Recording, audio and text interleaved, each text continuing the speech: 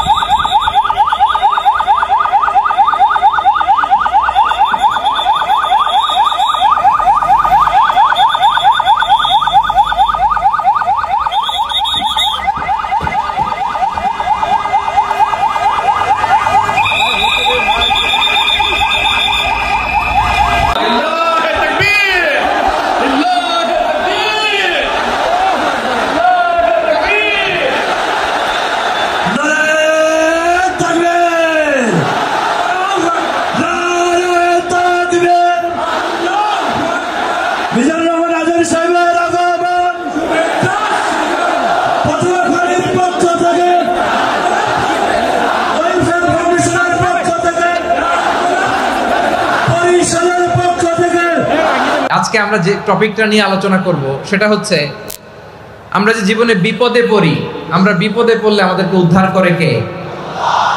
আল্লাহ ছাড়া আমাদের বাঁচানোর কেউ আছে? উদ্ধার করার কেউ আছে? রক্ষা করার কেউ আছে? এজন্য বিপদে পড়লে আমরা চাইবো কার কাছে? আমাদের যাই দরকার হোক আমরা ফরিয়াদ করব কার কাছে? নাকি মাজারে যেয়ে চাবেন? মাজারে যেয়ে চাবেন? অনেকে তো মাজারে যেয়ে কপাল ঘষে, আছে না নাই? মাজারে যেয়ে সন্তান চায়, আছে? এই এলাকায় নাই, এলাকার লোকদের আকীদা খালেস আমি জানি। মাজারে যে কপাল ঘষে আর সন্তান চায়। আচ্ছা, মাজারে গেলে সন্তান পাওয়া যায়? আচ্ছা, মাজারে না গেলে যদি বাচ্চা না হতো, গরু ছাগলের যে বাচ্চা হয় ওরা কোন মাজারে মানত করে বলেন? কথা কি বুঝতেছেন? এই যে প্রতি বছর গরু ছাগল ভেড়া এগুলো যে বাচ্চা দেয়, এরা কোন মাজারে যে মানত করে? এজন্য চাইতে হবে একজনের কাছে, তিনি কে? আমার প্রিয় পটুয়াখালীবাসী, মাজার জিয়ারত করা সুন্নাহ। আমরা মাজার জিয়ারত করব, আল্লাহ ওয়ালাদের কবরে যাব, আমরা সেখানে যে সালাম দিব, দোয়া করব, নিজের জন্য করব, কবরে শুয়ে থাকা মাইয়েতের জন্য করব, পুরো মুসলিম উম্মার জন্য করব। কিন্তু কবরে যিনি শুয়ে আছে ওই বাবার কাছে সন্তান চাওয়া যাবে? চাকরি চাওয়া যাবে? সফলতা চাওয়া যাবে? সফলতা দেয় কে? সবাই বলেন নাই, আওয়াজ করে বলেন, সফলতা দেওয়ার মালিক কে? এক কথাই রব্বুল আলামিন বলেন, ওয়া ইয়ামসাসকাল্লাহু বিদুররিন ফালা কাশিফা লাহু ইল্লা হু ওয়া ইয়ুরিদকা বিখাইরিন ফালা রাদ্দা লিফাদলি ইউসিবু বিহি মান ইয়াশাউ মিন ইবাদিহি ওয়া হুয়াল গফুরুর রহিম। আল্লাহু আকবার। আল্লাহ বললেন, ওয়া ইয়ামসাসকাল্লাহু বিদুররিন ফালা কাশিফা লাহু ইল্লা হু। আল্লাহ যদি তোমাকে কোনো বিপদ স্পর্শ করায়, আল্লাহ যদি তোমারে কোনো বিপদে ফেলে দেয়, ওই বিপদ থেকে উদ্ধার করার তিনি ছাড়া আর কেউ নাই। জোরে বলেন ঠিক কিনা? তিনি যদি কোনো বিপদে ফেলেন, তিনি ছাড়া বিপদ থেকে উদ্ধার করার কেউ নাই। আর তিনি যদি তোমার প্রতি কোনো অনুগ্রহ করতে চান, ওই অনুগ্রহ ঠেকিয়ে দেওয়ার ক্ষমতাও কারো নাই। আল্লাহ যদি আপনার সফলতা দিতে চায়, পৃথিবীর কোনো শক্তি ওই সফলতাকে থামাতে পারে? এজন্য আল্লাহ বললেন, খবরদার, চিন্তার আকীদা খালিস করে নাও। ওয়া ইয়ামসাসকাল্লাহু বিদুররিন ফালা কাশিফা লাহু ইল্লা হু। আল্লাহ বিপদে ফেললে বিপদ থেকে উদ্ধার করার কেউ থাকে না। আর আল্লাহ যদি তোমার প্রতি দয়া দেখাতে চান, অনুগ্রহ করতে চান, ওই অনুগ্রহকে প্রতিরোধ করার মতো ক্ষমতা কারো নাই। তিনি তার বান্দাদের মধ্য থেকে যাকে ইচ্ছা তাকে দেন, যত ইচ্ছা তত দেন। তিনি ক্ষমাশীল, তিনি মেহেরবান। সুবহানাল্লাহ। তিনি ক্ষমাশীল, তিনি মেহেরবান। তাহলে এই আয়াত থেকে আমরা বুঝতে পারলাম, আমরা যদি বিপদে পড়ি আমাদেরকে কেউ বাঁচাতে পারে না। আমার বাবা আমারে বাঁচাতে পারে? হ্যাঁ? আমার মা আমাকে বাঁচাতে পারে? আমার বন্ধু আমারে বাঁচাতে পারে? আমার দলের কর্মী আমাকে বাঁচাতে পারে? আমার পীর সাহেব আমারে বাঁচাতে পারে? আমার পটুয়াখালীর ভাইয়েরা খেয়াল রাখবেন, বাঁচাতে পারে এক মহান সত্তা, উদ্ধার করতে পারে এক মহান সত্তা। চিৎকার করে বলুন, তিনি কে? আবার আল্লাহ বললেন, আম্মান ইউজিবুল মুত্তাররা ইযা দাআহু ওয়া ইয়াকশিফুস সুআ ওয়া ইয়াজআলুকুম খুলাফাআল আরদ আইলাহুম মা'আল্লাহ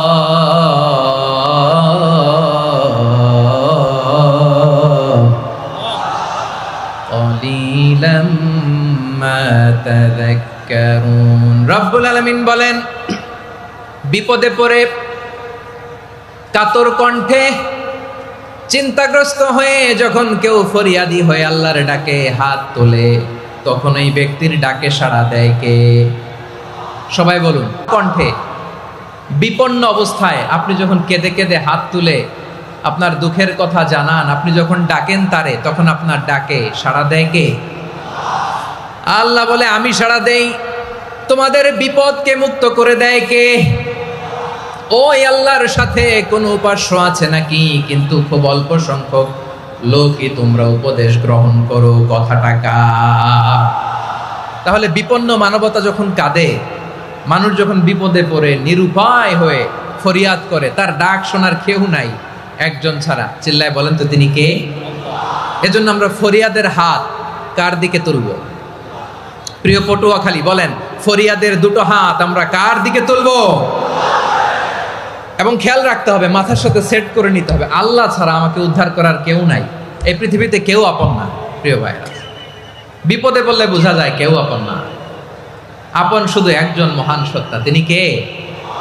এটা কি আপনারা খেয়াল রাখতে পারবেন?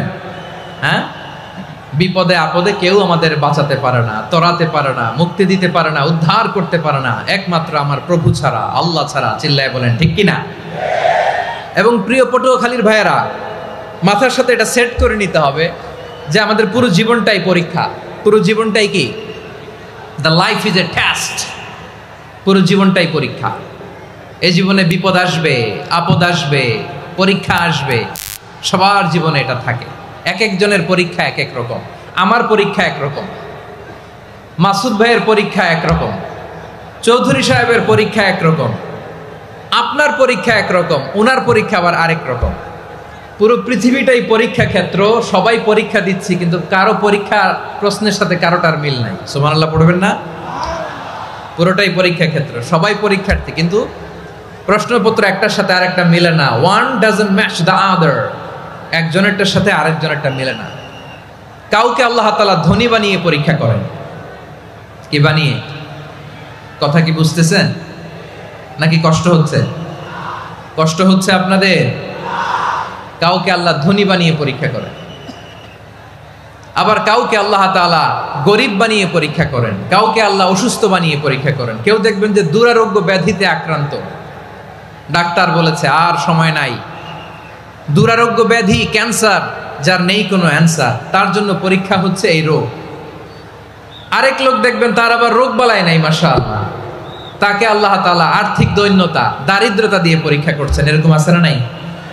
টাকা পয়সা নাই, দিন আনে দিন খায়, যা আছে তাতে চলে না, এটা তার জন্য পরীক্ষা। আবার আরেক শ্রেণীর লোক দেখবেন তাকে আল্লাহ অসুস্থতাও দেয় নাই, দারিদ্রতাও দেয় নাই, তার দাম্পত্য জীবনের সমস্যা আছে না নাই? স্ত্রী কথা শোনে না, অথবা ছেলে মেয়ে কথা শোনে না। তাহলে পরীক্ষা সবার জীবনে আছে, এক একজনের পরীক্ষাটা এক এক রকম। আল্লাহ তাআলা দেখতে চায় যে এই পরীক্ষার সময় আমরা কিরকম রেসপন্স করি, how to deal with the test, কিভাবে এই বিপদ আপদ পরীক্ষাগুলোকে আমরা হ্যান্ডেল করব, ডিল করব। এটা হচ্ছে আজকের আলোচনার বিষয়। বুঝতে পেরেছেন সবাই আমার প্রিয় ভাইয়েরা? তাহলে পরীক্ষাময় আমাদের জীবন, বিপদ আপদ পরীক্ষা, এটা মানুষের পিছু ছাড়ে না। সবার জীবনে পরীক্ষা আছে। নবীদের জীবনেও পরীক্ষা ছিল। সাহাবারা জিজ্ঞেস করেছেন, ইয়া রাসূলুল্লাহ, আইয়ুন নাসি আশাদ্দু বালাআন ফিদ দুনিয়া, এই দুনিয়ার বুকে কাদের পরীক্ষা সবচেয়ে বেশি? বিশ্বনবী বলেছেন, আল আম্বিয়া। এই পৃথিবীতে সবচেয়ে বেশি পরীক্ষা আল্লাহ তাআলা নিয়ে থাকেন নবীদের। কাদের? নবীদের।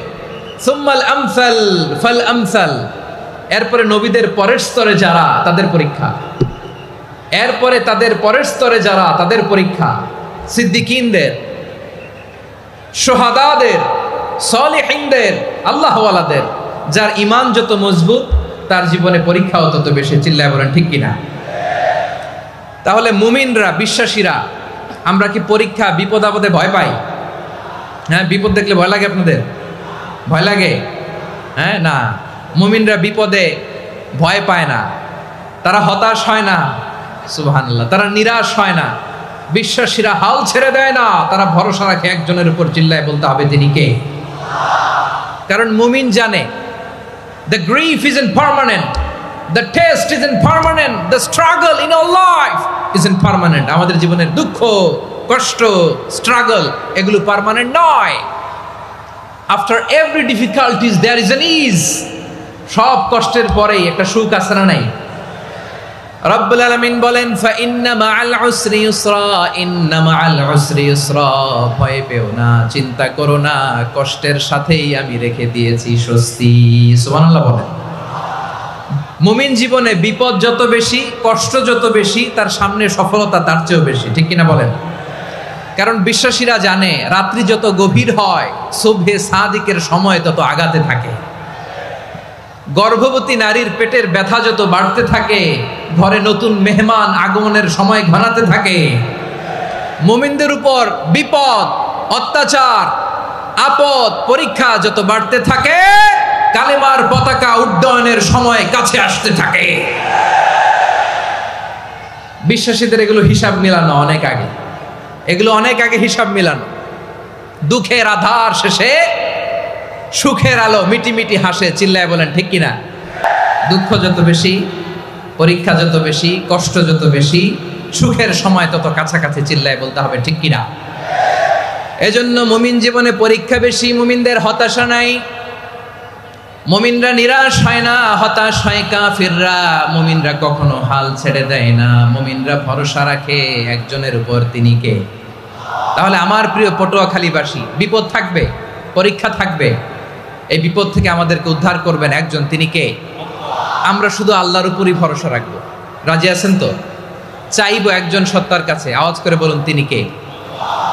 একজন সত্তার কাছে চাইবে। বিশ্বনবী ওনার চাচাতো ভাই আব্দুল্লাহ ইবনে আব্বাস রাদিয়াল্লাহু তাআলা আনহুকে বললেন, ইয়া আব্দুল্লাহ ইবনে আব্বাস, হে আব্দুল্লাহ ইবনে আব্বাস, ইযা সাআলতা ফাসআলিল্লাহ, যখন চাইবে আল্লাহর কাছে যাও। ও আব্দুল্লাহ, যখন চাইবা আল্লাহর কাছে চাও। ওয়া ইযা ইসতাআনতা ফাসতাইন বিল্লাহ, যখন সাহায্য চাইবা আল্লাহর কাছে ফরিয়াদ করো।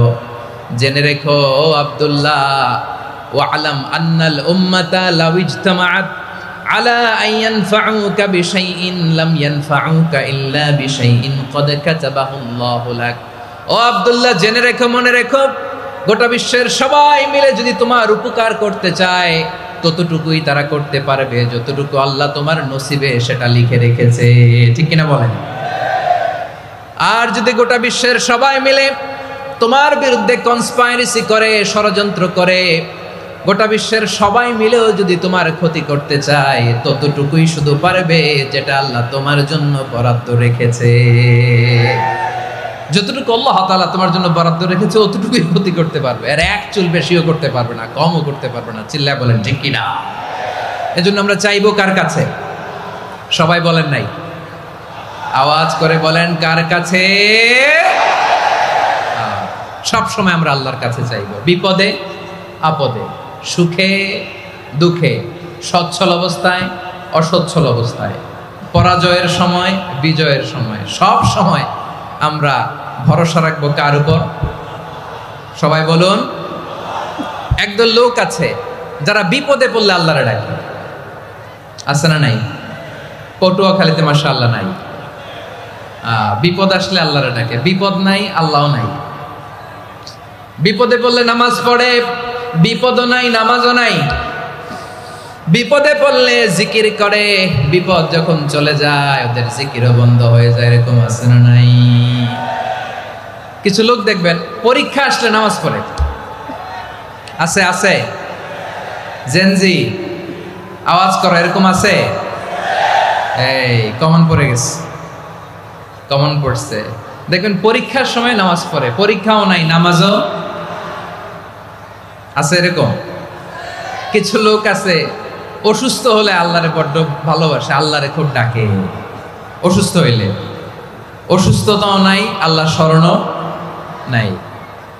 দেখবেন কিছু লোক নির্বাচন আসলে খুব আল্লাহওয়ালা হয়ে যায়, তখন দেখবেন মাথার মধ্যে হেজাব লাগায়, পাঞ্জাবি লাগায়, আল্লাহওয়ালা হয়ে যায়। নির্বাচনও নাই, এরপরে আল্লাহর কথাও নাই। আছে না নাই? না, এরকম হওয়া যাবে না। সব সময় আমরা আল্লাহরে ডাকবো, বিপদে আপদে সব সময় ভরসা রাখবো আমরা একজনের উপর। আওয়াজ করে বলেন, তিনি কে? এ কথায় আল্লাহ তাআলা আমাদের চোখে আঙ্গুল দিয়ে জানিয়ে দিলেন, ফাইদা রাকিবু ফিল ফুলকি দা'আবুল্লাহা মুখলিসিনা লাহুদ্দিন ফালাম্মা নাজ্জাহুম ইলাল বাররি ইযা হুম ইউশরিকুন। আল্লাহ বলে, একদল লোক আছে তারা যখন নৌযানে চড়ে, জলযানে চড়ে, সাগরের মধ্যে যখন জাহাজে চড়ে, লঞ্চে চড়ে, তারা যখন তুফানের সম্মুখীন হয় তখন তারা আল্লাহরে বড্ড বেশি ডাকে, একান্তভাবে ডাকে, বিশুদ্ধ চিত্তে ডাকে। আবার তুফান থেকে তাদেরকে সেফ জোনে নিয়ে, নিরাপদ জোনে নিয়ে যখন বন্দরে আমি আল্লাহ তাদেরকে ভিড়িয়ে দেই, ওই লোকগুলো আবার আমি আল্লাহর সাথে শিরিক করে। এরকম আছে না নাই? জাহাজে উঠছে, সাগরের মাঝখানে তুফান, ওই সময় দেখবেন আল্লাহ কারে কয়। এই কথা তো আপনাদেরকে বোঝানো সহজ, আপনারা তো নদীর দেশের মানুষ। লঞ্চে চড়েন নাই কারা কারা? দেখি, লঞ্চে চড়ছেন? হ্যাঁ, লঞ্চে চড়ে নাই এরকম একজনও নাই এখানে। আচ্ছা, লঞ্চে উঠছেন কে কে? দেখি, মাশাআল্লাহ মাশাআল্লাহ মাশাআল্লাহ। ঠিক আছে, আপনাদের বোঝানো সহজ। আচ্ছা, লঞ্চে উঠে তুফানের সম্মুখীন হয়েছেন, জলোচ্ছ্বাস সবাই, মাশাআল্লাহ। তো এই ওয়াজ তো আপনাদের মুখস্থ, ঠিক কিনা বলেন? আমার বলার দরকার নাই, বলেন। মাঝ নদী, তুফান, জলোচ্ছ্বাস, জলের মধ্যে উচ্ছ্বাস, ঢেউ, টর্নেডো, সাইক্লোন, মেঘের ঘনঘটা, পরিবেশ ঘুটঘুটে অন্ধকার, লঞ্চ একবার এদিকে আরেকবার ওইদিকে, ভিতরে কি অবস্থা হয় বলেন তো? হ্যাঁ, তখন মুসলিমও আল্লাহর ডাকে, হিন্দু আল্লাহর ডাকে, ঠিক কিনা বলেন? আস্তিক আল্লাহর ডাকে, নাস্তিক আল্লাহর ডাকে, ঠিক কিনা? লঞ্চের ভেতর, স্টিমারের ভেতর কান্নারে রোল পড়ে যায়, চিৎকারের রোল পড়ে যায়, সবার মুখ দিয়ে শুধু একটা আওয়াজ, লা ইলাহা লা ইলাহা লা ইলাহা সুবহানাল্লাহ আলহামদুলিল্লাহ লা ইলাহা। আল্লাহ নামের জিকির করবে যারা, আল্লাহর কাছে প্রিয় তারা, আল্লাহর কাছে প্রিয় যারা, জান্নাতে প্রবেশ করবে তারা, জোরে লা ইলাহা লা ইলাহা ইল্লাল্লাহ লা ইলাহা ইল্লাল্লাহ মুহাম্মাদুর রাসূলুল্লাহ সাল্লাল্লাহু আলাইহি ওয়াসাল্লাম। আমার প্রিয় পটুয়াখালীবাসী, তাহলে লঞ্চের ভেতরে যখন আমরা তুফানের মধ্যে পড়ি, তখন সবাই মিলে আমরা একটা নামের জিকির করি। নামটা কার? মুসলমানেরাও ডাকে, হিন্দুরাও ডাকে, আস্তিকও ডাকে, নাস্তিকও ডাকে, সবাই ডাকে একজনকে, তিনি কে? আবার দেখবেন ওই আল্লাহ তুফানের পরে, ঝড়ের পরে ওই লঞ্চটাকে যখন সদর ঘাটে ফিরিয়ে দেয়, আবার আমরা নাফরমানি শুরু করে দেই। সে কোথায় আল্লাহ বললেন, ফাইদা রাকিবু ফিল ফুলকি দা'আউল্লাহ মুখলিসিনা লাহুদ্দিন ফালাম্মা নাজ্জাহুম ইলাল বাররি ইযা হুম ইউশরিকুন। সাগরে যখন তুফানে পড়ে আমি আল্লাহর ডাকে, আবার আমি আল্লাহ যখন বাঁচিয়ে দেই, আবার আমি আল্লাহর সাথে শিরিক শুরু করে। আমরা কি এরকম হতে চাই নাকি? এরকম করবেন? হ্যাঁ না, আমরা তুফানে পড়লেও আল্লাহরে ডাকি, আবার বাঁচায় দেওয়ার পরেও ডাকি কারে? আল্লাহকেই ডাকি। বিমানের মধ্যে মাঝে মাঝে দেখবেন যে এয়ার টার্বুলেন্স হয়, জানেন? এয়ার টার্বুলেন্স জানেন তো? মাঝে মাঝে বিমানটা বাউন্সিং করে, বাম্পি, ভেরি বাম্পি ওয়েদার। শোনেন নাই? 40,000 ফিট উপরে যখন থাকে, তখন পাইলট মাঝে মাঝে বলে, dear passengers, ladies and gentleman, right now we are flying 40,000 feet above the ground and we are passing very air turbulence, very heavy air turbulence right now. Please fasten your seat belt. দেখবেন মাঝে মাঝে বলে যে, ভদ্র মহিলা, ভদ্র মহোদয়গণ, আমরা 40,000 ফিট উপর দিয়ে যাচ্ছি আর এয়ার টার্বুলেন্স ফেস করছি, মেহেরবানি করে আল্লাহর হস্তে সিট বেল্ট বাঁধুন। তখন বিমানটা এরকম বাউন্সিং করে, শেকিং করে। আপনারা মুখোমুখি হয়েছেন? ইদানিং এই এয়ার টার্বুলেন্স বেড়ে গিয়েছে। গত বছর আমার ইন্টারন্যাশনাল অনেকগুলো ফ্লাইট ছিল, তো আমি দেখলাম যে আগের ফ্লাইটগুলোর তুলনায় এখন এয়ার টার্বুলেন্স খুব বেশি। আমি একটু রিসার্চ করে দেখলাম, ক্লাইমেট চেঞ্জের কারণে, জলবায়ু পরিবর্তনের কারণে আকাশের বাতাসের মুভমেন্টে পরিবর্তন হয়েছে, ফলে এখন বিমান শেকিং করে বেশি, বাউন্সিং, বাম্পি ওয়েদার। তো বলেন তো, 40,000 ফিট উপরে যখন আপনি, কয় হাজার ফিট? সবাই বলুন, কয় হাজার ফিট? 40,000 ফিট উপরে যখন আপনি, তখন যখন বিমানটা এরকম বাউন্সিং করে, সবাই যখন ভমিটিং করে বিমান নষ্ট করে দেয়, বমি করে, তখন বাঁচানোর কে আছে আল্লাহ ছাড়া?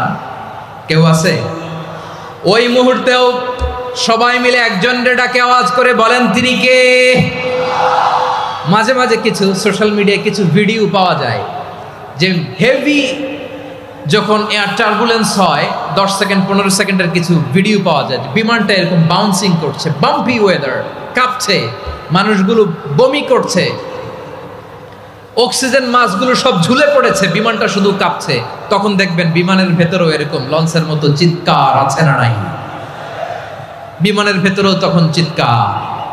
গত বছর হিথ্রো এয়ারপোর্ট থেকে সিঙ্গাপুর এয়ারলাইন্সের একটা ফ্লাইট হিথ্রো টু চাঙ্গি একটা ফ্লাইটে এমন বেশি এয়ার টার্বুলেন্সের শিকার হয়েছিল ওই এয়ারক্রাফটটা, 33 জন যাত্রী সেখানে আহত হয়েছে, একজন যাত্রী নিহত হয়েছে।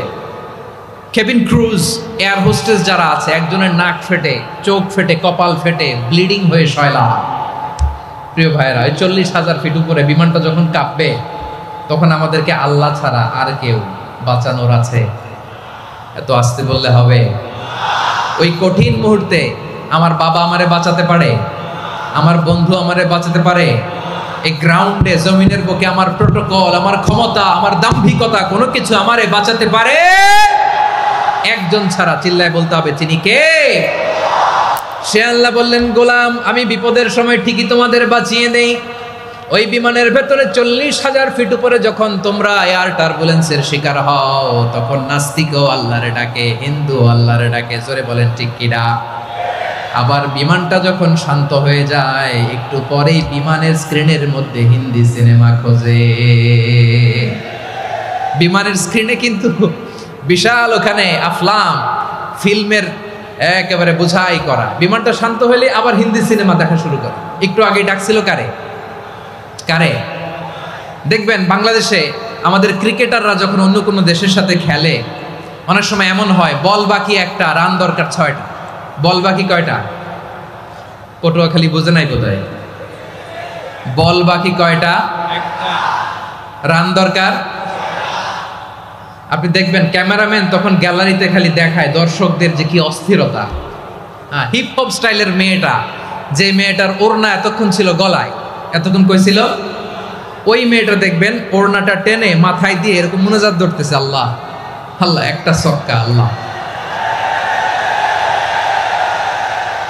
আল্লাহ, আমার লাল সবুজের পতাকারে তুমি অপমানিত কইরো না আল্লাহ, ইন্ডিয়ার সাথে আমাদের খেলা, আল্লাহ আল্লাহ, একটা ছক্কা, একটা। পুরো খেলা জুড়ে এই মেয়ের ওড়না ছিল গলায়, কিন্তু যখন 1 বলে 6 রান দরকার, ওড়না চলে আসছে কোথায়? মাথায়। আবার মুনাজাত আছে না নাই? ঠিকই বাংলাদেশের দামাল ছেলে এমন এক শট মারলো, বল চলে গেল স্টেডিয়ামের বাইরে, ছক্কা, জিতে গেলাম আমরা। পুরো স্টেডিয়াম জুড়ে চিৎকার, হই হুল্লোড়, মৌজ মাস্তি। যেই মেয়েটা মাথার মধ্যে ওড়না দিয়ে এতক্ষণ সুবহানাল্লাহ সুবহানাল্লাহ বলে আল্লাহর কাছে দোয়া করেছে, ওই মেয়ে এখন আবার ওড়না ফেলে দিয়ে নাচা শুরু করে দিয়েছে। তাহলে আল্লাহর ভয়, আল্লাহর প্রতি আস্থা, বিশ্বাস, ভালোবাসা, এটা কি ক্ষণিকের জন্য? মানে আমার যখন লাগবে তখন আল্লাহরে ইউজ করবো নাকি? হ্যাঁ, বিপদে আপদে, সুখের সময় দুঃখের সময়, সচ্ছল অসচ্ছল অবস্থায় বিশ্বাসীরা ভরসা রাখে একজনের উপর। চিৎকার করে বলো, পটুয়াখালী তিনি কে? সে আল্লাহ বললেন, গোলাম মনে করো না জাহাজ থেকে সদরঘাটে ভিড়িয়ে দিলাম, তুমি নিরাপদ হয়ে গেছো। মনে করো না 40,000 ফিট থেকে সেফ ল্যান্ডিং এর পরে এয়ারপোর্টে নেমে গেলেই তুমি নিরাপদ হয়ে গেছো। ও মিয়া, বিপদ কি শুধু সাগরে আর আকাশে? ঘরের ভেতরও বিপদ আসতে পারে কি পারে না? এজন্য সূরা মুলক আল্লাহ বললেন, আমিনতুম মান ফিস সামাই আন ইয়াখসিফা বিকুমুল আরদা ফাইযা হিয়া তামুর। তোমরা কি ভাবছো তোমরা নিরাপদ? সাগরের মধ্যে তুফান, আল্লাহ আল্লাহ ডাকলাম, সদরঘাটে যেয়ে পড়ছি, বাইসে গেছেন তো আপনি। আর পাবে আপনারে আল্লাহ?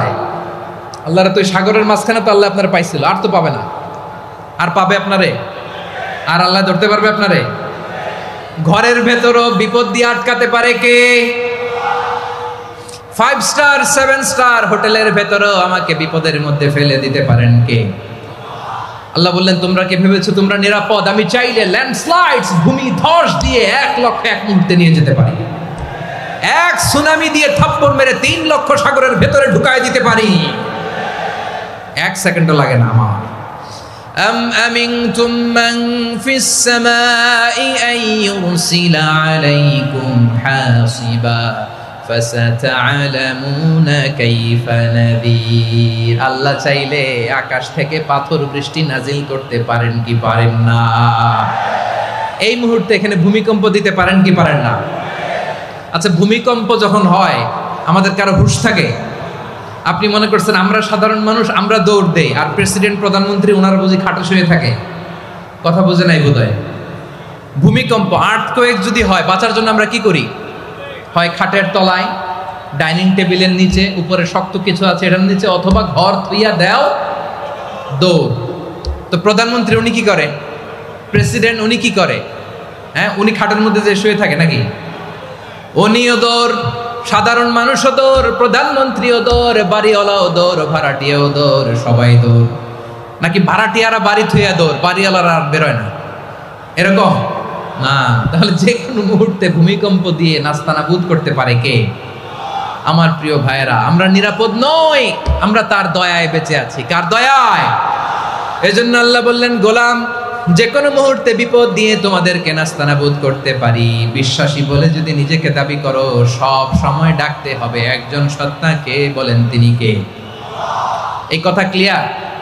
এই সবগুলো উদাহরণ শেষে সবার কাছে ক্লিয়ার হয়েছে না যে বিপদ থেকে, আপদ থেকে, পরীক্ষা থেকে, ক্যালামিটি থেকে আমাদেরকে কেউ বাঁচাতে পারে না একজন সত্তা ছাড়া।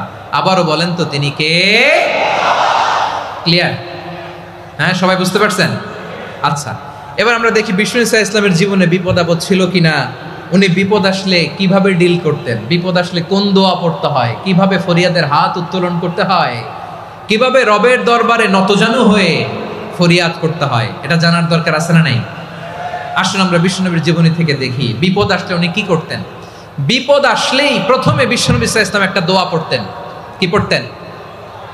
তিনি পড়তেন, ইন্না লিল্লাহি ওয়া ইন্না ইলাইহি রাজিউন। নিশ্চয় আমরা আল্লাহর জন্য, নিশ্চয় আমরা কার দিকে ফিরবো ভাই? আবার কার দিকে ফিরবো? আওয়াজ করে বলুন তো, আমরা এসেছি কার কাছ থেকে, আবারও ফিরে যাব কার কাছে? এজন্য বিষ্ণুই পড়ছেন, ইন্না লিল্লাহি ওয়া ইন্না ইলাইহি রাজিউন। নিশ্চয় আল্লাহর জন্য, ওই আল্লাহর দিকেই আমরা ফিরে যাব। তারপরে বিষ্ণুই পড়তেন, আল্লাহুম্মা আজুরনি ফি মুসিবাতি ওয়াখলুফ লি খায়রাম মিনহা।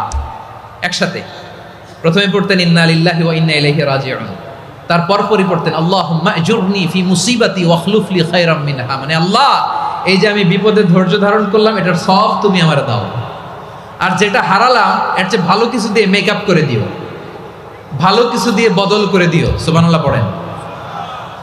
তাহলে বিপদ আসলে আমরা কি পড়ব? কথা বলেন। এই যে আমি শুয়েছিলাম, নাশিদ গাচ্ছিল ওরা, এদেশে পরস্পরে দেখা হলে দেয় সালাম, এদেশে আমজনতার হৃদয় জুড়ে পাকালাম, এদেশে বিপদ এলে সর্বজনে সর্বক্ষণে দোয়া পড়ে ইন্না লিল্লাহ। কি পড়ে? সুবহানাল্লাহ সুবহানাল্লাহ সুবহানাল্লাহ সুবহানাল্লাহ। এদেশে আজান শুনে সূর্য ওঠে শহর গ্রামে, এদেশে আজান শুনে সূর্য ডুবে সন্ধ্যা নামে, এদেশে সকল কাজে সবাই বলে বিসমিল্লাহ, এদেশে ভালো কিছু দেখে শুনে হাসি মুখে সবাই বলে মাশা আল্লাহ। সুবহানাল্লাহ পড়েন। তাহলে বিপদ এলে আমরা কি পড়ি? কথা বুঝলে সবাই উত্তর দিতে হবে, বিপদ এলে কি পড়ি? তাহলে বিপদ এলেই আমরা এখন থেকে ইন্না লিল্লাহ পড়ব, নাকি হাই হুতাশ করবেন? একদল আছে হাই হুতাশ করে, হায় আল্লাহ রে মোর কি হইল রে, মুই কি হরমু রে, মুই কমবে জামু রে, আছে না নাই? এরকম বিলাপ করতে নিষেধ করেছেন বিশ্বনবী। কি করব, কই যাব, কি হবে, হায় হায়, এরকম হাহুতাশ আছে না নাই? বিশ্বাসীরা হাহুতাশ করে না, তারা ইন্না লিল্লাহ পড়ে। কি পড়ে মনে থাকবে? আমরা পড়বো ইন্না লিল্লাহি ওয়া ইন্না ইলাইহি রাজিউন। নিশ্চয়ই আমরা আল্লাহর জন্য, আমরা আল্লাহর দিকেই ফিরে যাব। এরপর পড়বো আল্লাহুম্মা আজুরনি ফি মুসিবাতি ওয়াখলুফ লি খায়রাম মিনহা। আল্লাহ, আমি যে বিপদে ধৈর্য ধারণ করলাম এটার সওয়াব দিও, আর যা হারালাম তার চেয়ে ভালো কিছু দিয়ে বদল করে দিও। সুবহানাল্লাহ পড়েন।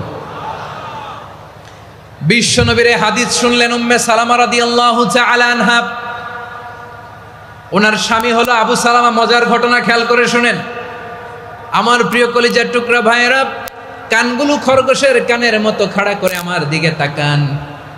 সাইয়্যিদাতুনা উম্মে সালামা রাদিয়াল্লাহু তাআলা আনহা, ওনার স্বামীর নাম আবু সালামা। শ্রেষ্ঠ দম্পতি, শ্রেষ্ঠ ফ্যামিলি।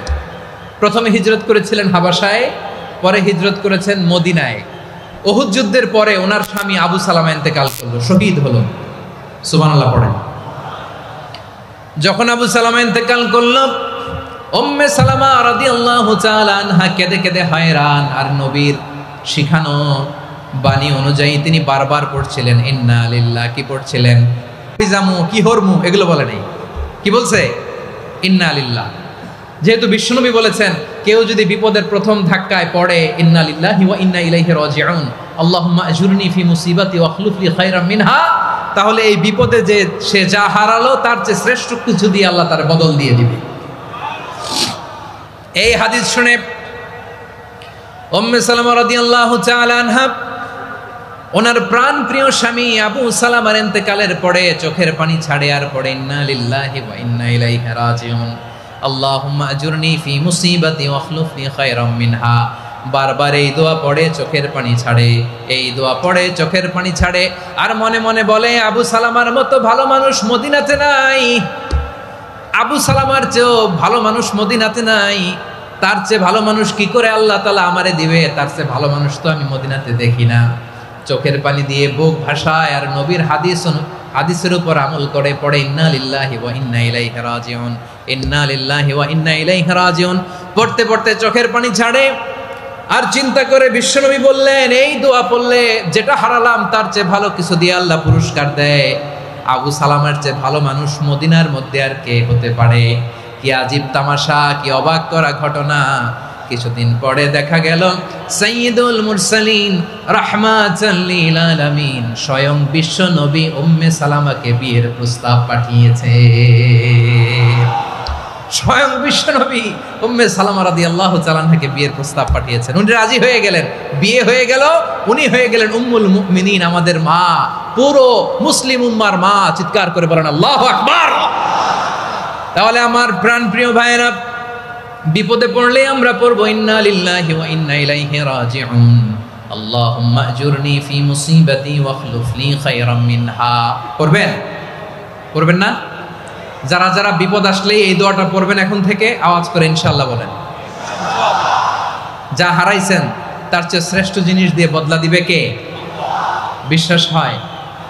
একটু সন্দেহ লাগে মনে হয়, একটু সন্দেহ আছে?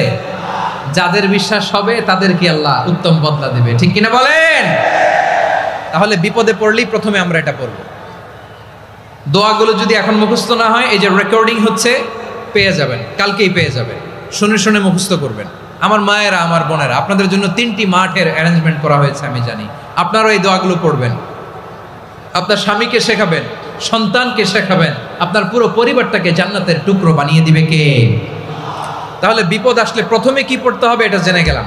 এরপরে বিপদ আসলে নিজেকে কি করে আল্লাহর কাছে সঁপে দিতে হয় এটাও জানার দরকার আছে না নাই? বিপদে প্রথমে ইন্না লিল্লাহ পড়লাম, ধৈর্য ধারণ করলাম, বিপদ থেকে উদ্ধারের সর্বোচ্চ চেষ্টা করলাম। আমার কাজ যখন শেষ তখন আমি আমার এই বিষয়টা আল্লাহর কাছে সঁপে দিব। কার কাছে সুপর্দ করব? কার কাছে? বিপদে বললে কেমন করে নিজেকে আল্লাহর কাছে সঁপে দিতে হয় আসুন সাইয়েদনা ইব্রাহিম আলাইহিস সালামের জীবনী থেকে জানি। আল্লাহর খলিল ইব্রাহিম আলাইহিস সালাম আমাদের মতো সমাজ ব্যবস্থা পায় নাই। আমরা জন্মের পরে আমাদের কানের ভেতরে আজান দিয়েছে কে? একামত দিয়েছে কে? আমাদের বাপদাদারা আমাদের কানে আজান দিয়েছে কি দেয় নাই? আমাদের জন্মের পরেই তো আজান, একামত, বাড়ির পাশে মসজিদ, প্রতিদিন আজান, জুমার খুতবা, প্রতি মাসে মাসে তাফসিরুল কোরআন মাহফিল, মসজিদ, মিনারা, অভাব নাই, ঠিক কিনা বলেন? আপনি যেই সুন্দর ইসলামিক এনভায়রনমেন্ট পেয়েছেন, আমাদের ইব্রাহিম খলিল উনিও কি এরকম পেয়েছিলেন? হ্যাঁ, উনি জন্মের পর পরে ওনার কানে আজান দিছে কেউ? আমার প্রিয় ভাইরা, আগা গোড়া একটা শিরকি পরিবেশ উনি জন্মগ্রহণ করেছেন। উনি ছাড়া ওই তল্লাটে একজনও আল্লাহর উপর বিশ্বাসী নাই। কল্পনা করতে পারেন? গোটা তল্লাটে গোটা দেশে বিশ্বাসী মুমিন আল্লাহর উপর বিশ্বাস স্থাপনকারী কয়জন? সবাই বলেন কয়জন? বাকি সব মুশরিক। বাকি সব মুশরিক নিজের সাথে নিজে শক্ত বোঝাপড়া করে, অ্যানালজি করে, সেলফ কনভারসেশন করে উনি মহা সত্যের সন্ধান পেয়েছে। উনি আকাশের তারা দেখে ভাবে মনে হয় এটাই আমার খোদা, পরে দেখে তারা নাই, মনে মনে বলে না তাইলে এটা না। আবার চাঁদ দেখে বলে চাঁদটা বড় মায়া লাগে, মনে হয় এটাই আমার রব, পরে দেখে চাঁদও নাই, কয় না এটা না। এরপরে দ্বিপ্রহরের জলজলে সূর্যটা খাঁ খাঁ করে গোটা পৃথিবীটারে রৌদ্র দিয়ে তাতিয়ে রাখে। তিনি ভাবলেন মনে হয় এটাই আমার রব, কারণ এটাই তো সবচেয়ে বড়। কিন্তু বিকেল বেলা ওই সূর্যটাও যখন চলে যায়, সাইয়েদনা ইব্রাহিম বলে না এটাও তো নাই, আমার খোদা যদি আমারে ছেড়ে চলে যায়, বিপদে পড়লে আমারে উদ্ধার করবে কে? এভাবে নিজের সাথে অ্যানালজি, সেলফ কনভারসেশন করতে করতে করতে তিনি মহা সত্যের সন্ধান পেয়েছেন। সুবহানাল্লাহ পড়েন। সব শেষে তিনি ডিসিশন নিয়ে ঘোষণা দিলেন, ইন্নী ওয়াজ্জাহাতু ওয়াজহিয়া লিল্লাযী ফাতারাস সামাওয়াতি ওয়াল আরদা হানিফান ওয়া মা আনা মিনাল মুশরিকিন। নিশ্চয় আমি এমন সত্তার দিকে মনোনিবেশ করলাম, মুখাপেক্ষী হলাম, যিনি আকাশ বানিয়েছেন, জমিন বানিয়েছেন, আমি মুশরিক নই। সুবহানাল্লাহ। পারতেন? আপনি পারতেন? কেউ নাই, লক্ষ লক্ষ মুশরিক, আপনি একা। ওনার মতো এরকম বিচক্ষণতা দিয়ে আল্লাহরে খুঁজে পাইতে পারতেন আপনি? কি নবী ছিল, আল্লাহকে খুঁজে পেয়েছে। যখন আল্লাহর ইবাদত শুরু করলো, এই কথা ছড়ায় পড়লো চারদিকে। নমরুদ সাইয়েদনা ইব্রাহিমকে ডেকে পাঠালেন। নমরুদ বলে, ইব্রাহিম তুমি নাকি মূর্তির পূজা না করে কোন নতুন রবের ইবাদত করো, কে তোমার রব? সাইয়েদনা ইব্রাহিম বললেন, রব্বি আল্লাযী ইউহয়ী ওয়া ইউমীত, আমি এমন রবের ইবাদত করি যিনি জীবন দেন, যিনি মৃত্যু দেন। নমরুদ বলে, তাই নাকি? তোমার রব জীবন দেয়, মৃত্যু দেয়, আর এটা তো আমি দেই, আমিও তো জীবন দেই, আমিও তো মৃত্যু দেই। সাইয়েদনা ইব্রাহিম বললেন, কেমন করে তুমি জীবন দাও, মৃত্যু দাও, একটু দেখাও তো। নমরুদ জেলখানা থেকে দুজন কয়েদিকে ডেকে আনলো। কয়েদি এনে অর্ডার করলো, একটাকে এখনই শিরোচ্ছেদ, হেড অফ, ডেথ পেনাল্টি, মৃত্যুদণ্ড দেয়া হলো। ফিনকি দিয়ে রক্ত বেরোলো। নমরুদ বলে, দেখো দুজনকে ধরে আনলাম, একজন কয়েদিকে দিলাম ডেথ পেনাল্টি, মৃত্যুদণ্ড, ওরে মৃত্যু দিলাম। আরেকজন যে দাঁড়িয়ে আছে, চাইলে ওরেও আমি মৃত্যুদণ্ড দিতে পারি, কিন্তু না, ওরে আমি দিব না, ওরে আমি বাঁচাইয়া দিলাম, ছেড়ে দিলাম, মানে জীবন দিলাম। দেখো ইব্রাহিম, তোমার চোখের সামনে একজনরে মৃত্যু দিলাম, আর একজনরে জীবন দিলাম। আপাত দৃষ্টিতে তাই তো, একজনরে তো জীবন দিল, আরেকজনরে মৃত্যু দিল। সাইয়েদনা ইব্রাহিম এবার বিপাকে পড়ে গেলেন। কিন্তু এক একজন নবীকে আল্লাহ এমন উইজডম বিচক্ষণতা দিয়ে এই জমিনে পাঠিয়েছেন, মুহূর্তের মধ্যে আল্লাহর খলিল ইব্রাহিম বললেন, فإن الله يأتي بالشمس من المشرق فأت بها من المغرب فبهت الذي كفر।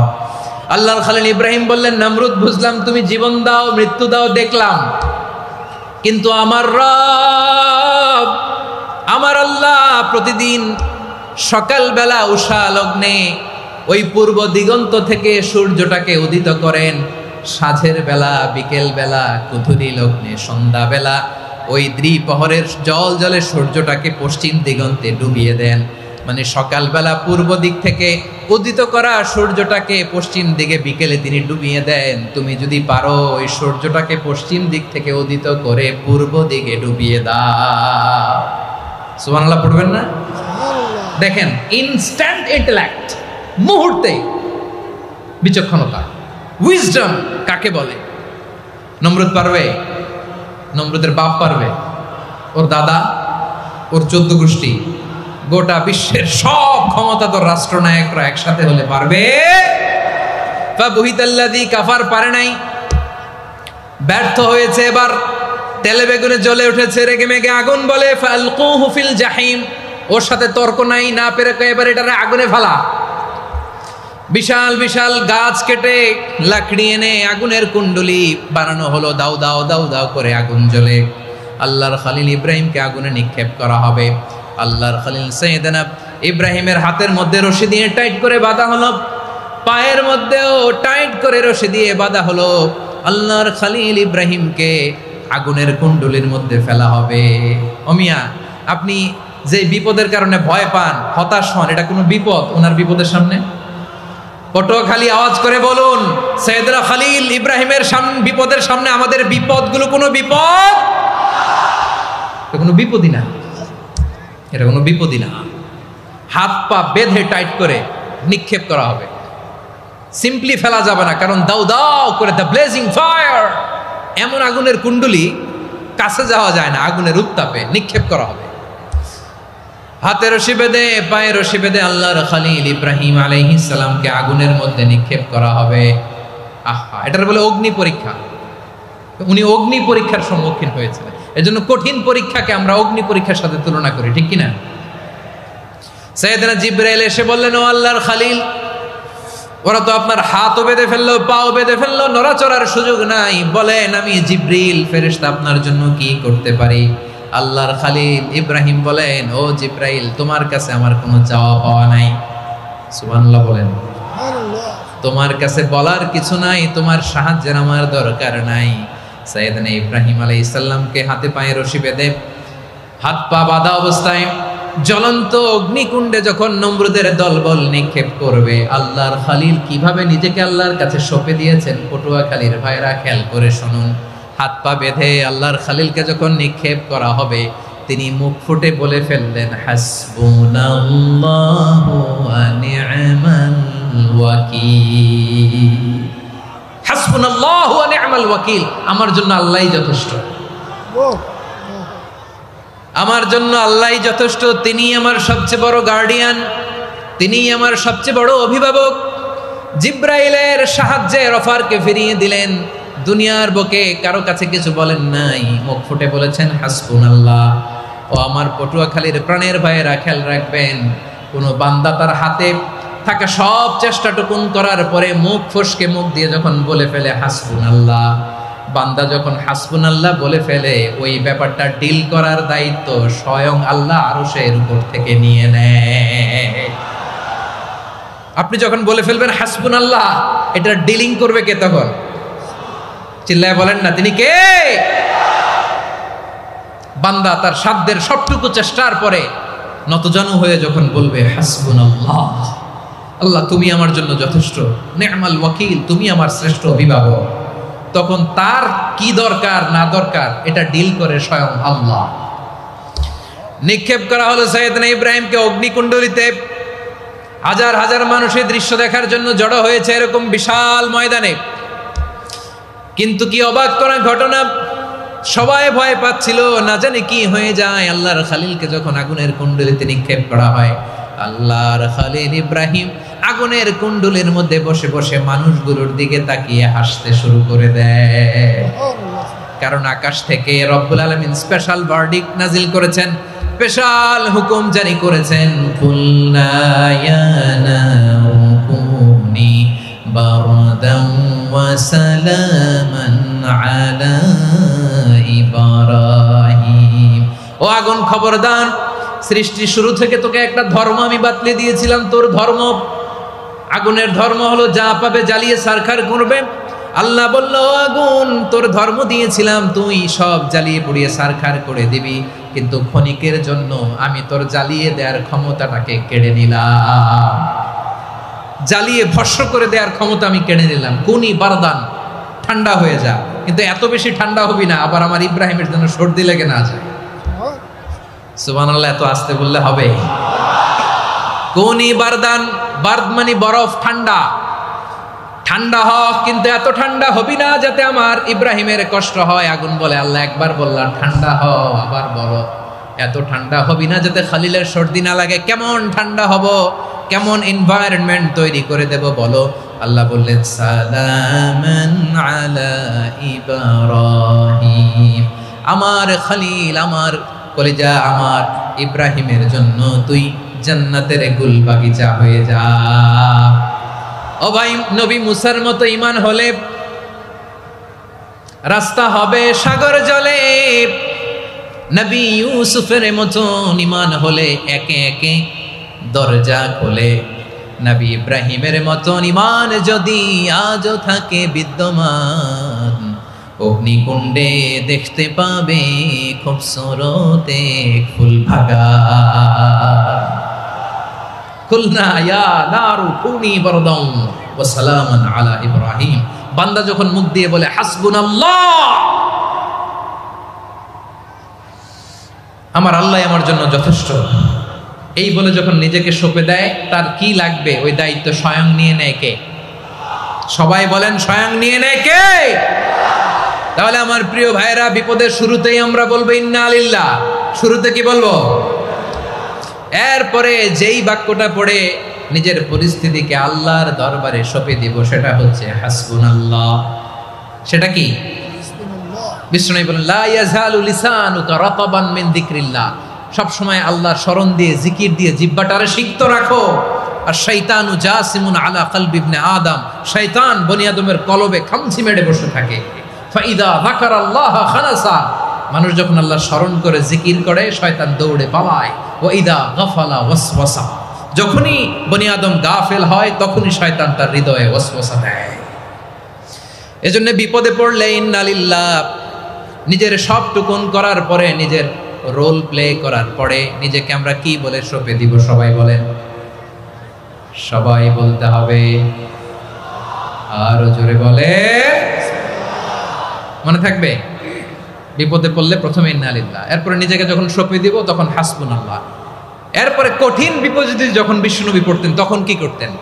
এমন বিপদ মাঝে মাঝে হয় না, দেয়ালে পিঠ থেকে যায়, চোখে মুখে অন্ধকার, কি করব দিশা খুঁজে পাই না, এরকম হয় কখনো? হ্যাঁ, আপনাদের হয়? হয় না? তো জান্নাতে আছেন আপনারা। হয় হয় এরকম হয়েছে না যে দেয়ালে পিঠ থেকে গেছে, চোখে মুখে অন্ধকার, কই যাব, কি করব, বাঁচানোর কেউ না, এরকম হয়েছে কখনো আপনাদের? যদি হয় তাইলে এটার সলিউশন বলবো, না হইলে তো এগুলো বলে লাভ নাই। হয় হয় হয় বিশ্বনবী এরকম কঠিন বিপদে পড়েছেন জীবনের কিছু কিছু মুহূর্তে। ওই মুহূর্তে বিশ্বনবী স্পেশাল দুইটা দোয়া পড়তেন। এই দোয়াগুলো আপনাদেরকে জানিয়ে দেয়। বিশ্বনবী বলেন, কঠিনতম বিপদে যখন পড়বা, দেয়ালে পিঠ থেকে যায়, চোখে মুখে অন্ধকার, বাঁচার কোনো উপায় নাই, তখন পড়বা লা ইলাহা ইল্লা আনতা সুবহানাকা ইন্নী কুনতু মিনাজ জালিমিন। আল্লাহ, তুমি ছাড়া কোনো ইলাহ নাই, তুমি পবিত্র, নিশ্চয় আমি জালিমদের অন্তর্ভুক্ত। সুবহানাল্লাহ বলেন। এই দোয়া সাইয়েদনা ইউনূস আলাইহিস সালাম পড়েছিলেন যখন মাছের পেটে ছিলেন। কিসের পেটে?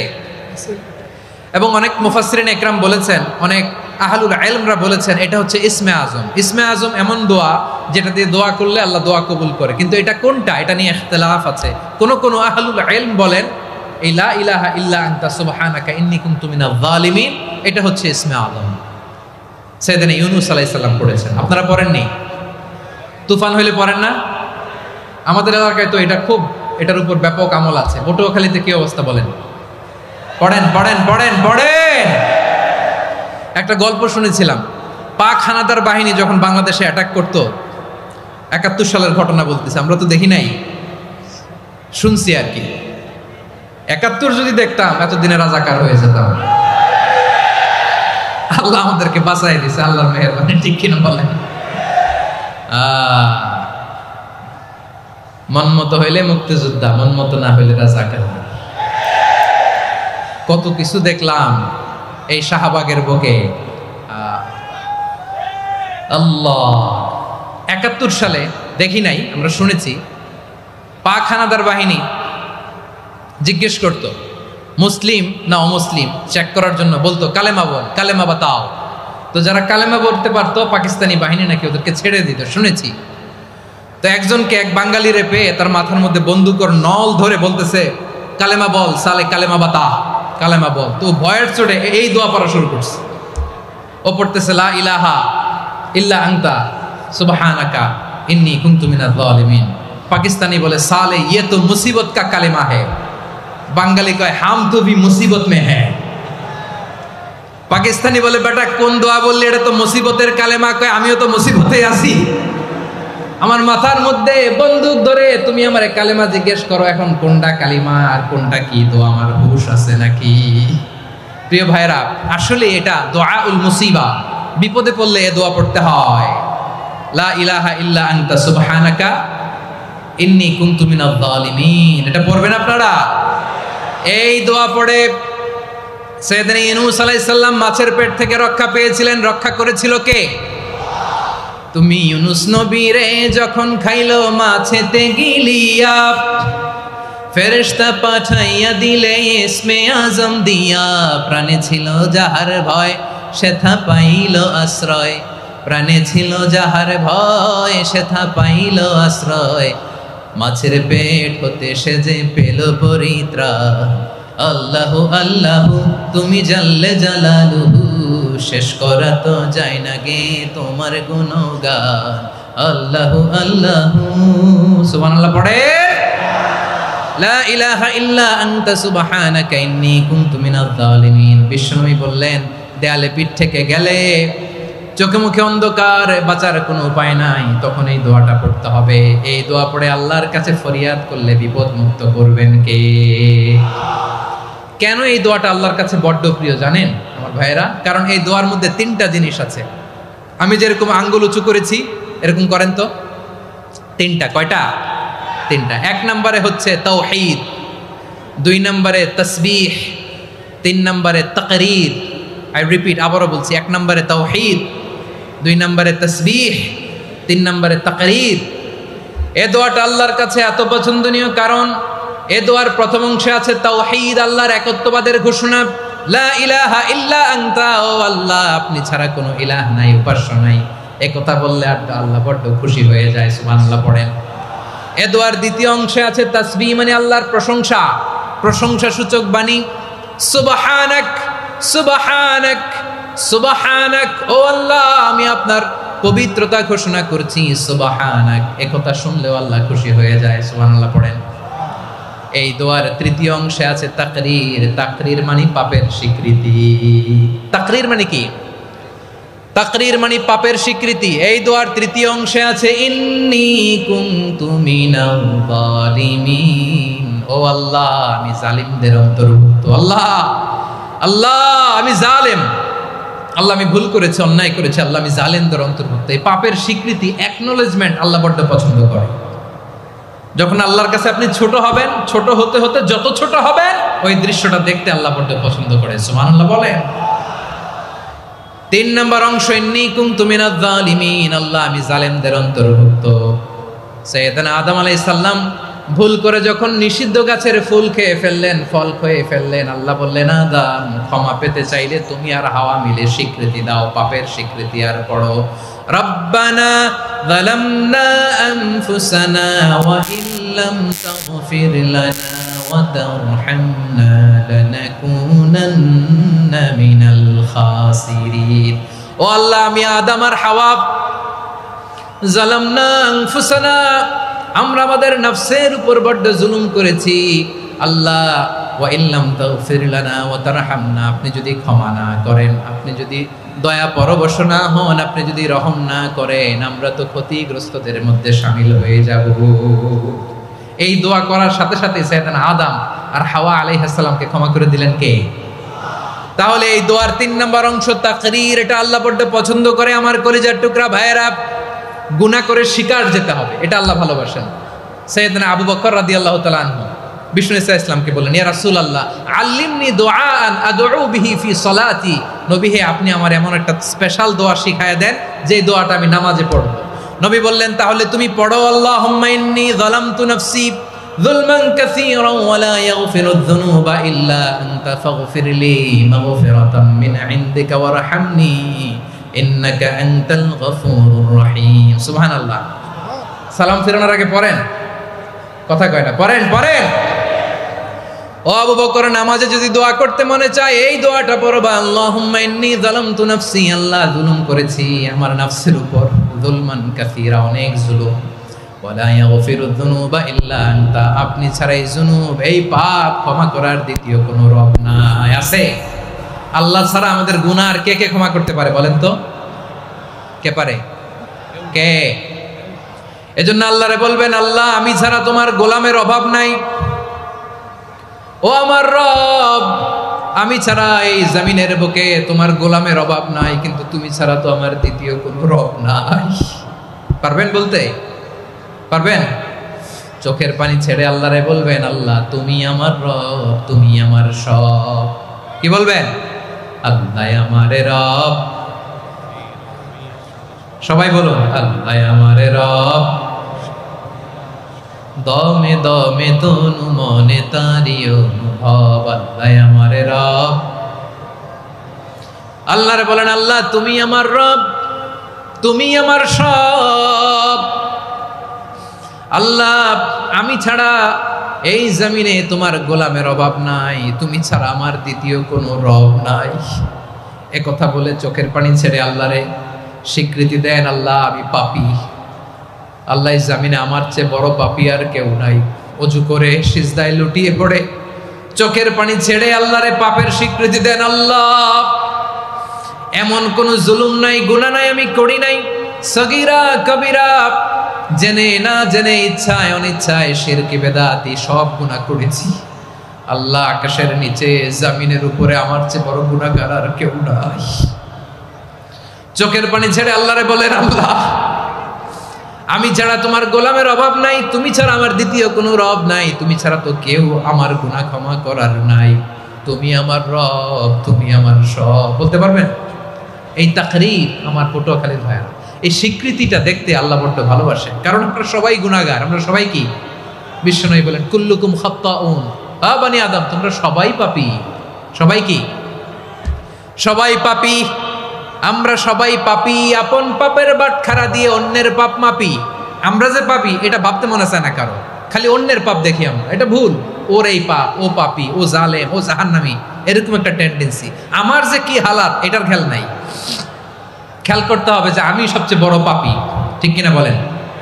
পাপ করি নাই এমন কেউ আছি? হ্যাঁ আছি, আছি। কেউ না জানলেও জানে কে আমার পাপের ঘটনা? পৃথিবী না জানুক আমি তো জানি, আমি কি পাপ করেছি হায়। ও আমার কলিজার টুকরা ভাইয়েরা, মাথাটাকে নিচু করে জীবনের সব গুনার ফিরিস্তিগুলো একটা একটা করে স্বীকার করে আল্লাহরে বলেন, আল্লাহ আমি পাপী। আল্লাহ আমার চেয়ে বড় পাপী এই দুনিয়াতে কেউ নাই। আকাশের নিচে জমিনের উপরে আমার চেয়ে বড় পাপী কেউ নাই। একটা একটা করে আল্লাহ স্বীকার করি আমি পাপী। সব পাপের স্বীকৃতি দিলাম। পৃথিবী না জানুক আমি তো জানি, আমি কি পাপ করেছি হায়। আমার পাপের করলে বিচার, বাঁচার আমার নাই উপায়। দয়াময় তুমি মাফ করো আমায়, মাফ করো আমায়। আল্লাহ তাআলা যদি দয়া করে আমাদেরকে মাফ না করে, আমাদের বাঁচার কোনো উপায় নাই। আপনি কি ভেবেছেন আপনার নামাজ দিয়ে আপনি জান্নাতে যাবেন? আপনি তাহাজ্জুদ গুজার, সেজদা দিতে দিতে কপালে দাগ ফেলেছেন, এটা আপনারা জান্নাতে নেবে না? আপনি এলাকার সবচেয়ে বড় হাতেম তাই দানশীল, এই দানের ভরসায় বসে আছেন, কশিন কালো না। আমাদের নামাজ, আমাদের রোজা, আমাদের ইবাদত, এগুলোকে মিজানের পাল্লায় উঠালে কোনো ওজনই হবে না। তবে আমাদের একটা কৌশল জানা আছে, আমরা আল্লাহর রহমতের ভিখারি। আমরা সেদিন আগেই গুনার স্বীকৃতি দিয়ে দেব। আমরা বলবো, আল্লাহ তুমি প্রশ্ন করার আগে তোমার একটা কথা বলি, আমারে কিছু জিজ্ঞেস করো না, আমি সব করেছি। এমন কোন পাপ নাই যে পাপ আমারে দিয়ে হয় নাই। তোমার রহমত দিয়ে তুমি জান্নাতে পাঠাবা, তোমার দয়ায় জান্নাতে যেতে চাই, আমল দিয়ে না। পারবেন বলতে? কিয়ামতের দিন আমরা বলবো, আল্লাহ আমার আমল দিয়ে জান্নাত চাই না, আমি তোমার দয়া দিয়ে জান্নাত চাই। তোমার দয়া ছাড়া আমার কোনো উপায় নাই। কারণ আল্লাহ যদি বিচার করে বাঁচার কারো উপায় নাই। আল্লাহ যদি বলে ফেলেন তুই এটা করলি কেন, ওখানে গেলি কেন? কোরআনে 1000 বার নিষেধ করলাম, তারপরেও এই পাপে জড়ালি কেন? এরকম প্রশ্ন ছুড়ে দিলে আমার উত্তর আছে? বাঁচার কোনো উপায় আছে? রোজ হাসরে হে আল্লাহ আমার করোনা বিচার, আল্লাহ করোনা বিচার, বিচার চাহি না তব দয়া চাই, এ গুনাহগার করোনা বিচার। আপনার আমল দিয়ে জান্নাতে যাবেন? কি দিয়ে যাবেন? আল্লাহর দয়া দিয়ে। আল্লাহর রহম আর দয়া ছাড়া কেউ জান্নাতের চেহারাও দেখতে পাবে না।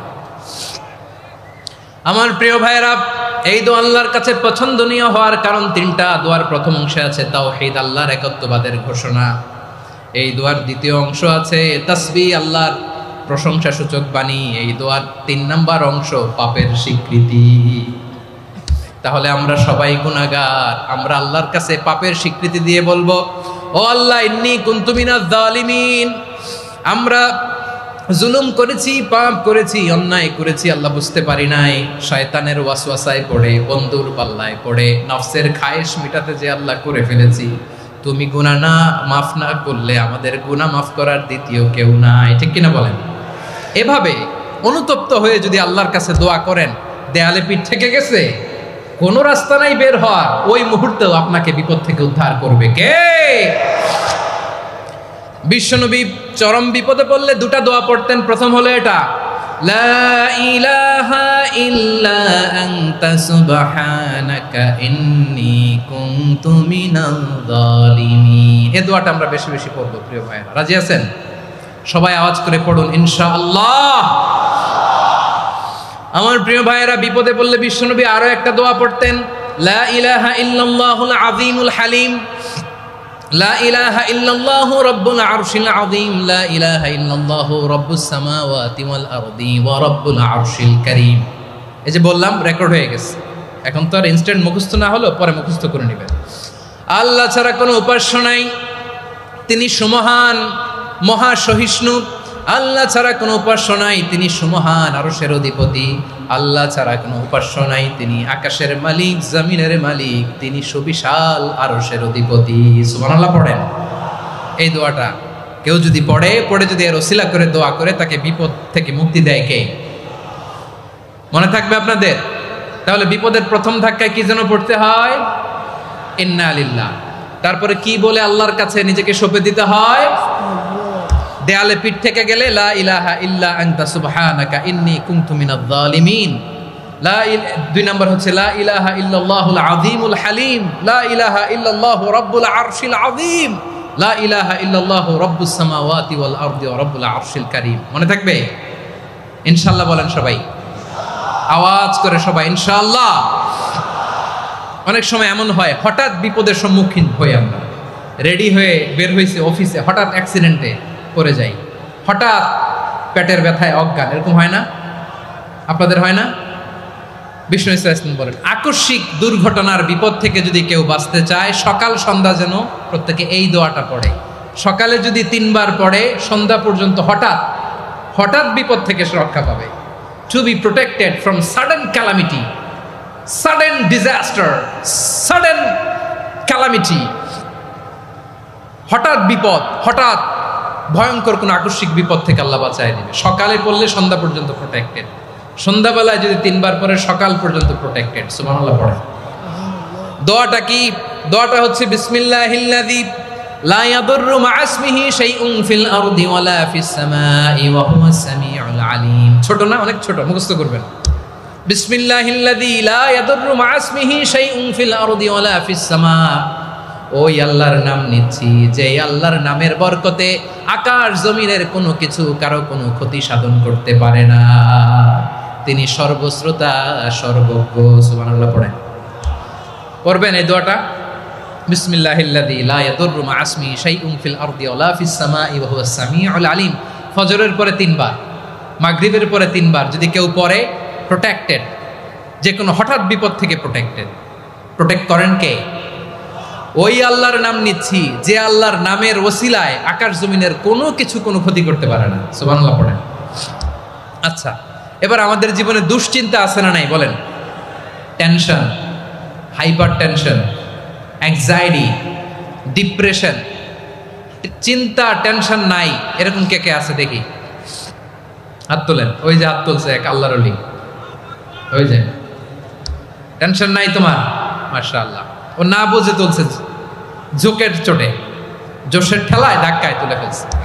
সবার জীবনে টেনশন আছে না নাই? এই দুশ্চিন্তা, পেরেশানি, মারাত্মক পেরেশানি থেকে মুক্তি পাওয়ার জন্য বিষ্ণু ইসলাম দুটো দোয়া পড়তেন। কয়টা? অনেকগুলো পড়তেন। স্পেশাল দুটো দোয়া আজকে আপনাদের শিখায়া যাব, শুনবেন না? কষ্ট হচ্ছে? সংক্ষিপ্ত মুনাজাত দিয়ে দেই। ওরে আল্লাহ, আমি তো 9:30 ক্রস করে ফেলছি মাসুদ ভাই, খেয়াল করে নেই। আরো কয়েক মিনিট? ঠিক আছে, ঠিক আছে। পেরেশানিতে পড়লে, টেনশনে পড়লে এই দোয়াটা, প্রিয় ভাইরা, বিষ্ণু ইসলাম যখন খুব বিপদে পড়তেন, দুশ্চিন্তা ওনাকে ঘিরে ধরতো, উনি পড়তেন ইয়া হাইয়ু ইয়া কাইয়ুম বিরহমাতিকা আস্তাগীথ, ইয়া হাইয়ু ইয়া কাইয়ুম বিরহমাতিকা আস্তাগীথ, ইয়া হাইয়ু ইয়া কাইয়ুম, হে শাশ্বত অবিনশ্বর, হে চিরঞ্জীব, বিরহমাতিকা আস্তাগীথ, তোমার রহমতের উসিলায় তোমার কাছে ফরিয়াদ করি। এটা পড়তেন। আবার আরেক বর্ণনা এসেছে ইয়া হাইয়ু ইয়া কাইয়ুম বিরহমাতিকা আস্তাগীথ আসলিহ লি শা'নি কুল্লাহু ওয়ালা তাকিলনি ইলা নাফসি তরফাতা আইন। আসলিহ লি শা'নি কুল্লাহ, আল্লাহ আমার সবকিছু আপনি সেটেল করে দেন। আমাদের সব ঝামেলা সেটেল করে দিতে পারে কে? আমরা তো সেটেলমেন্টের জন্য এসপি সাহেবের কাছে যাই, ডিসি সাহেবের কাছে যাই, অমুক ভাইয়ের কাছে যাই, তমুক ভাইয়ের কাছে যাই। এই দোয়া পড়লে আরশের উপর থেকে আপনার ম্যাটার সেটেল করে দিবে কে? তাহলে পড়বেন ইয়া হাইয়ু, হে চিরঞ্জীব। হাইয়ু মানে চিরঞ্জীব, যিনি চিরকাল বেঁচে থাকবেন, মরবেন না। আল্লাহ মরবেন? তার কোনো লয় আছে? ক্ষয় আছে? সূরা রহমানে আল্লাহ বললেন কুল্লু মান আলাইহা ফানি ওয়া ইয়াবকা ওয়াজহু রাব্বিকা যুল জালালি ওয়াল ইকরাম ফাবিআইয়ি আলাই রাব্বিকুমা তুকাযিবান। জমিনে যা আছে সব ফান, ভ্যানিশ হয়ে যাবে, নিশ্চিহ্ন হয়ে যাবে, শেষ হয়ে যাবে, সব বিলুপ্ত হয়ে যাবে, একজন ছাড়া। জোরে বলেন তিনি কে? ইয়া হাইয়ু। আমার সাথে আওয়াজ করে পড়েন ইয়া হাইয়ু ইয়া কাইয়ুম ইয়া হাইয়ু ইয়া কাইয়ুম বিরহমাতিকা আস্তাগীথ আসলিহ লি শা'নি কুল্লা ওয়ালা তাকিলনি ইলা নাফসি তরফাতা আইন। এভাবে দোয়া করলে আপনাকে বিপদ মুক্ত করবে কে? এই দোয়াটা কেন পছন্দ আল্লাহর কাছে? কারণ এখানে আল্লাহর দুইটা সুন্দর নাম আছে, গুণবাচক নাম, আল হাই, আল কাইয়ুম। এই দুটো নাম আছে এখানে। আবার এই দুইটা আয়াতুল কুরসির অংশ। আয়াতুল কুরসির শুরু তো এটা আছে না নাই? হ্যাঁ, আছে না নাই? 3 নম্বর কারণ, এটা ইসমে আজম। কোন দোয়াটা ইসমে আজম? যে দোয়া ওসিলায় দোয়া করলে আল্লাহ দোয়া ফেরায় না।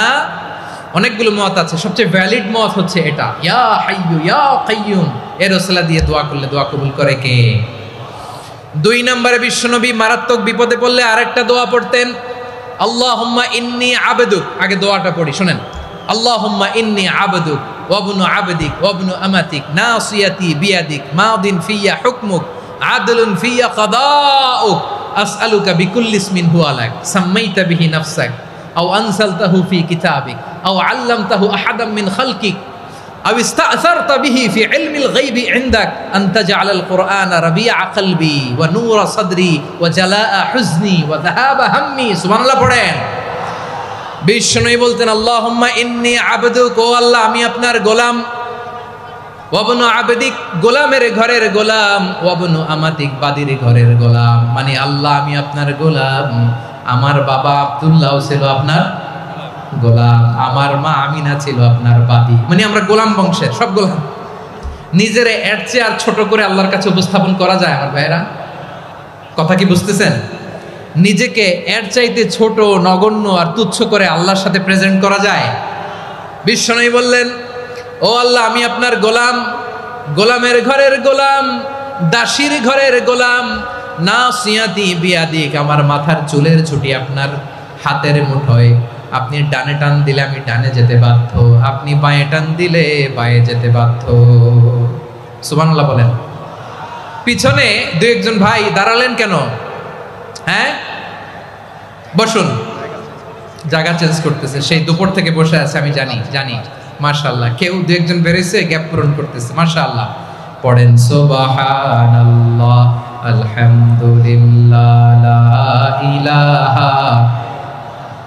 লা ইলাহা ইল্লাল্লাহ মুহাম্মাদুর রাসূলুল্লাহ সাল্লাল্লাহু আলাইহি ওয়াসাল্লাম।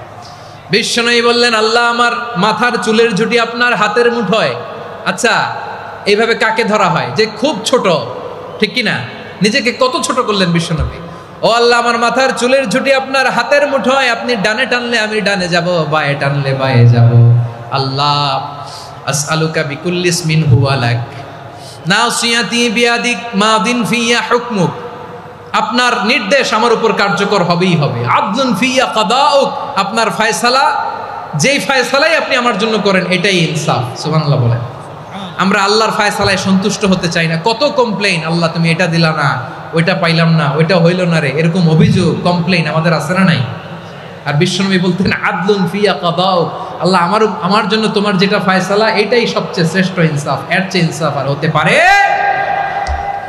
এভাবে কায়মান বাক্যে আল্লাহর কাছে বিশ্বনবী দোয়া করতেন। এরপরে বিশ্বনবী বললেন, আল্লাহ তোমার যত নাম আছে সব নামের ওসিলায় দোয়া করি, যে নাম তুমি আমাদেরকে জানিয়েছো, যে নাম তুমি আমাদেরকে জানাও নাই, যে নাম তুমি কোরআনে নাজিল করেছো, যে নাম নাজিল করো নাই, যে নাম শুধু নবীদেরকে জানিয়েছো। আর আল্লাহর এমন কিছু চমৎকার চমৎকার সুন্দর সুন্দর নাম আছে, এই নামগুলো রব্বুল আলামিন কাউকে জানাবে না। সুবহানাল্লাহ বলেন। আমরা তো 99 নাম জানি, 100 নাম জানি আল্লাহ, কিন্তু আল্লাহর এমনও কিছু নাম আছে যেগুলো আল্লাহ বিশ্বনবীরও জানায় নাই। এগুলো আল্লাহ ইলমুল গায়বে রেখে দিয়েছেন। দোয়ার সময় বলবেন, আল্লাহ তোমার যেই নামগুলো জানি, যেগুলো জানি না, যেগুলো কোরআনে আছে, যেগুলো নাই, যেগুলো নবীরে খাস ভাবে জানাইছো ওগুলোর উসিলায়, যেগুলো কোনোদিন জানাবাও না, তোমার ওই নামের উসিলাও তোমার কাছে চাই। আল্লাহ কোরআনকে আমার হৃদয়ের বসন্ত বানাও, আমার বক্ষের জ্যোতি বানাও, আমার চিন্তা দুশ্চিন্তা তুমি দূর করে দাও। বিশ্বনবী বললেন, এই কালিমাগুলো, এই বাক্যগুলো পড়ে যদি কেউ আল্লাহর কাছে ফরিয়াদ করে, তার হৃদয় থেকে দুশ্চিন্তা কাটিয়ে দিবে কে? পড়বেন, এই দোয়াগুলো পড়বেন। আচ্ছা, সব শেষে বলি, ঋণের বোঝায় যারা জর্জরিত, বিষ্ণু ইসলাম চমৎকার একটা দোয়া শিখিয়েছেন। আমাদের অনেকে ঋণের বোঝায় জর্জরিত, আছে না নাই? এদিকে কেউ আছেন? থাকলে হাত তোলার দরকার নেই, থাকলে এই দোয়াটা পড়বেন। এক সাহাবীর নাম আবু উমামা, নামাজের ওয়াক্ত ছাড়া উনি মসজিদে যেয়ে বসে আছে। বিশ্বনবী বললেন, কি রে আবু উমামা, নামাজের তো ওয়াক্ত হয় নাই, মসজিদে কি? সাহাবী বলে, হুমুমুন লাজিমাতনি ওয়া দুয়ুন, নবী গো, ঋণের বোঝায় এমন টেনশনে আছি, ঘরে থাকতে পারলাম না, মসজিদে চলে আসছে। বিশ্বনবী বলেন, আমি কি তোমার এমন একটা দোয়া শিখাবো যেটা পড়লে আল্লাহ তাআলা তোমার ঋণের বোঝা হালকা করে দিবে? আবু উমামা বললেন, ইয়া রাসূলুল্লাহ, অবশ্যই শিখাবেন। বিশ্বনবী বললেন, তাহলে তুমি পড়বা, আল্লাহুম্মা ইন্নী আউযু বিকা মিনাল হাম্মি ওয়াল হাযান ওয়া আউযু বিকা মিনাল জুবনি ওয়াল বুখল ওয়া আউযু বিকা মিন গালাবাতিদ দাইনি ওয়া কাহরির রিজাল। ও আল্লাহ, তোমার কাছ থেকে দুশ্চিন্তা থেকে পানাহ চাই, কৃপণতা, ভীরুতা, অলসতা, কার্পণ্যতা, এই সব কিছু থেকে, মানুষের কঠোরতা, আমার উপর মানুষের আধিপত্য এবং ঋণের বোঝা থেকে পানাহ চাই।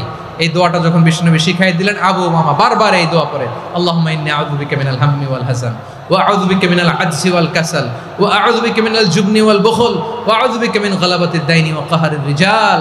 আবু উমামা বলে, এই দোয়া আমি পড়তে লাগলাম। কিছুদিন পরে দেখা গেল বিশ্বনবীর শেখানো এই দোয়ার বদৌলতে আল্লাহ তাআলা আমার সব ঋণ পরিশোধের ব্যবস্থা করে দিয়েছেন।